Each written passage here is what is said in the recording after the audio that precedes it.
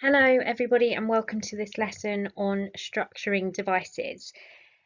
So this lesson is appropriate for GCSE students, no matter what year group you're in, introducing you to structures or reminding you of structures. This video is great for revision or if you're first starting out learning this. So starting off, if you have already studied structures, maybe you're in year 10 or year 11, pause the video now and just try and think of what structures you remember. If not, we are carrying on. So they're just structuring devices and forms that you need to know. So here is a list of them. Don't write these down yet. We're going to go through them one at a time and define them. Let's start with binary structure. So this is a composition in two parts or two sections. So essentially a dance of two parts. And we can put that into letters to make it clearer in our heads so that we have A section and a B section. So I encourage you after we go through each of these to pause the video, make sure you're writing down binary, the definition and the letters that we're using. A little sneaky way that I remember this, you might need to think of your own one that will stick with you. Binary bicycle, a bicycle has two wheels, so therefore binary structure has two sections. You might want to think of your own little quirky way of remembering all of these structures because there are a lot to know. So the two sections contrast, but they share a common character or quality. So if they were complementing each other, it might be A and A1, but because they are contrasting each other, they're two different sections. That's why we put an A and then the second section, a different section of a B. So pause the video now to write all of this down. Okay, next structure is ternary structure. So this is a composition in three parts. A couple of ways I remember this. If you like the bicycle one, you might like this one. So ternary as in tricycle, and a tricycle has three wheels. Or you could think of ternary turning because you start at A, turn to B and then turn back around to A. You might want to think of kind of looping back round because it's not A, B, C, it is A, B and then back to A. So it's a three-part structure and B is like the linking transition. It's contrasting to the two different main themes and ideas. That is A. Pause the video now and writing this down. Okay, rondo. So a music or dance form with alternating and repeating sections. Okay, so when you see the letters, it might make a bit more sense. So I like to think of the music example here. So having a chorus and then you have the verse and then you always go back to the chorus, so you're always after each verse, which are the B's and the C's, you're always going back to the chorus, which is the A. So that is the structure of rondo. So A is the basic theme that is repeated after each contrasting section. So pause the video now and writing down the rondo structure. Okay, narrative. So hopefully this is probably one of our easiest ones to remember because we would have studied what a narrative dance is. So narrative meaning a dance that tells a story. So I like to think of it as different kind of chapters in a movie. If you think that a movie tells a story, so this has different chapters, this has different sections. So it's A, B, C, D, E. Because we know that E, the end of the narrative or story, is going to be different to the beginning of the story, which is A. Okay, episodic. So a choreography with several sections linked by a theme. This is maybe a bit of the tricksy one. So it is always linked by a theme, therefore it never switches to anything contrasting like a B.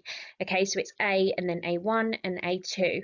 So you might want to think of this as episodic episodes, I like to think of it. So like episodes in a series that form a kind of a film series, TV series, whatever you're kind of watching.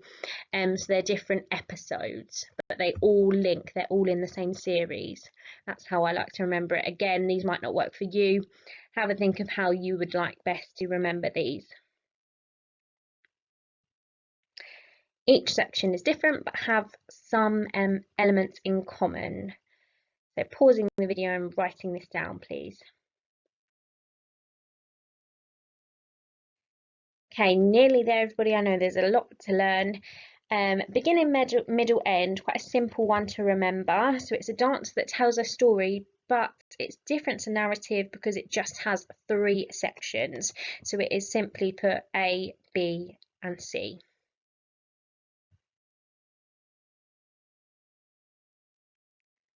Okay, and finally, some more terms that you need to be confident with. So a transition in dance is links between dance phrases or sections. So when we're transitioning, we want to move into the next section. So we're thinking of a way of transitioning ourselves into a new section. Logical sequence. So we use this term when a dance follows a logical flow or structure. So if the dance makes sense and follows kind of a beginning, middle, end, it's going to be a logical sequence. And finally, we can use this term when describing works. So if a dance has a sense of wholeness or harmony, very similar to logical sequence, so if it makes sense, then it is going to be called a dance that has unity. Okay, a lot of information on this section. If you are in year 9, you've probably not studied any of this, so feel free to move on to the next part of the video. If you are in year 10 or year 11, you will definitely need to pause this video now, have a read through it and write down any notes on how structures fit into all of the dance anthologies. Okay, so we've learnt about structures and form. We now need to apply that knowledge to Section A exam questions. As always in Section A, you have to be able to make a hypothetical choreography. So you will be given a stimulus. Here is our stimulus for today. It's a picture of a sculpture. And it gives you a bit of information. So your choreography, our hypothetical dance, our made-up dance is going to be a solo. So one dancer. This is what we've got to work with. So now we have to create a choreographic intention.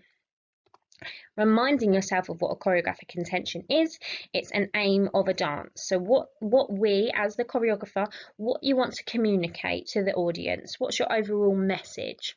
And it has to come from this stimulus.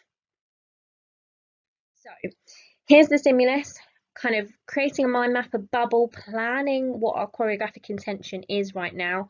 So think of a couple of ideas. I came up with a couple of ideas. So I put our choreographic intention could be being overwhelmed and being pulled in too many directions. We can see that as kind of the lines are coming off the man figure in the middle or woman figure in the middle. And then I came up with something else, so not being able to control your emotions. So those would be 2 choreographic intentions that could come from this stimulus. We can see how these are linked into this stimulus. So I'd like you to do that for yourself. Don't just use my examples. Try and come up with your own choreographic intention. Remember to keep it simple but clear. Off you go. Pause the video now and mind map a choreographic intention for me. Okay, now we have our choreographic intention of the dance that allows us to answer the following questions. So, using our structuring knowledge, name a structuring device you could use for a solo. Remember, top tip, most of the questions in section A are going to link onto each other. So whatever structuring device you name right now, you're going to have to talk about in the following question. So make sure it's a structuring device you are confident with and you know about, but that also is going to link to your idea. So just a simple one-mic answer, you literally just need to state a structuring device. Then we have number 2, which is describe one way your choice of structuring device could support your choreographic intention outlined in the previous question. So you've outlined your choreographic intention, and in this previous question, you've named a structure. So how now has that structure going to support your idea of your dance? So I would like you now to pause the video and write out the question and the mark, and then answer them below, please.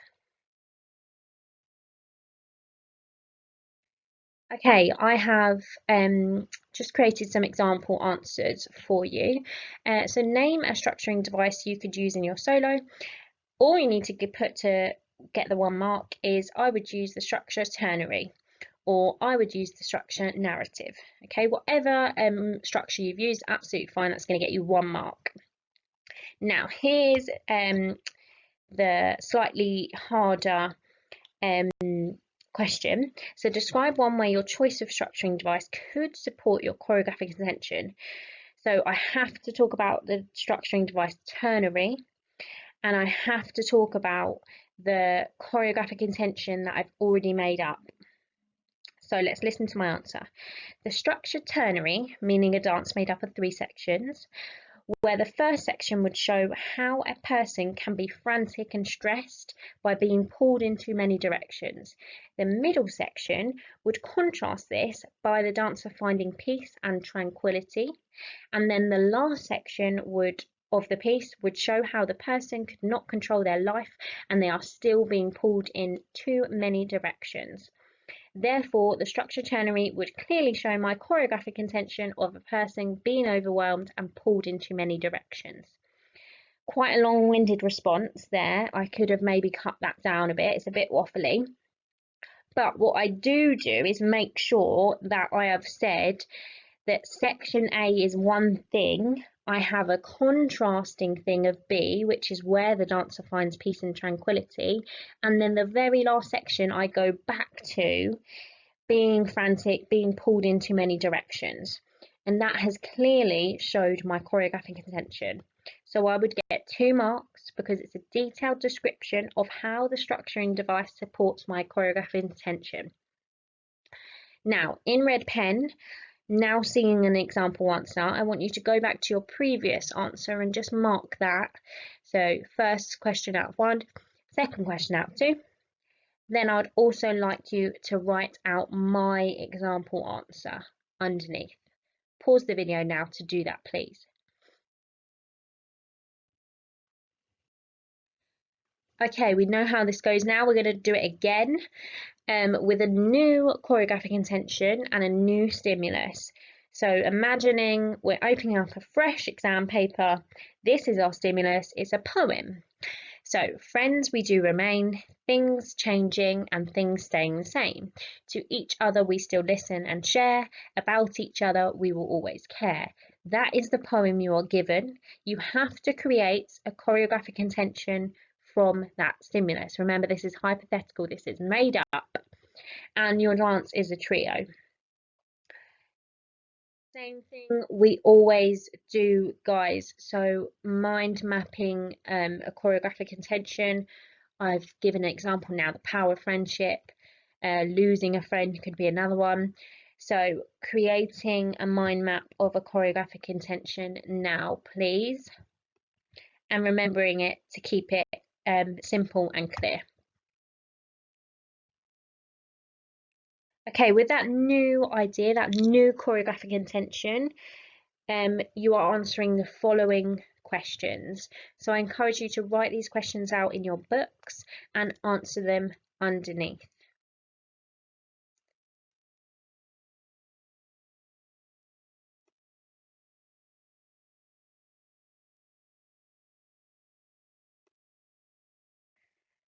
Okay, so I've come up with an example answer for you.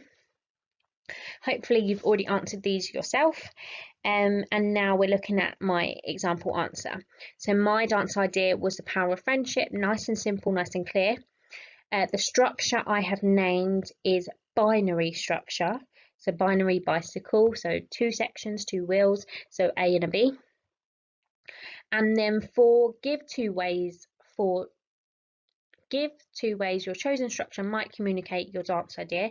So way one, I've said the first section would show two friends having a falling out and losing their way. Fine, one section. Way two, the second section would show the friends being kind to one another and coming back together. Fine, that is two ways of how my structure has helped to show my dance idea. That would get me 2 marks. So now I'd like you to get a red pen and mark your responses to see. I've put some further detail down the side here. And then feel free to pause the video and write out my example as well, so you've got another example answer.